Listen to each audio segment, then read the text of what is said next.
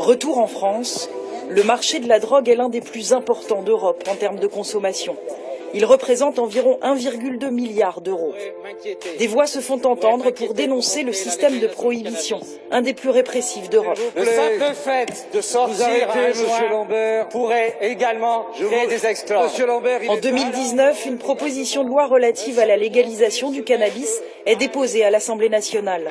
3 ans plus tard, le Conseil économique et social se prononce également pour la légalisation encadrée et pour la mise en place d'une politique publique de prévention.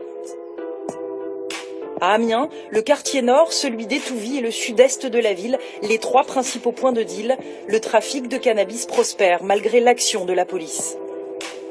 À la mairie, certains élus ont déjà pris position.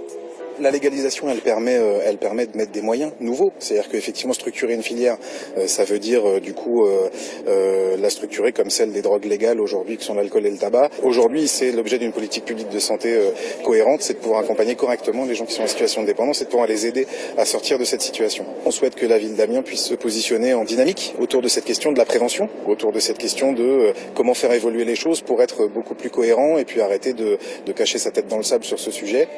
La seule forme de cannabis autorisée en France est le CBD ou cannabidiol.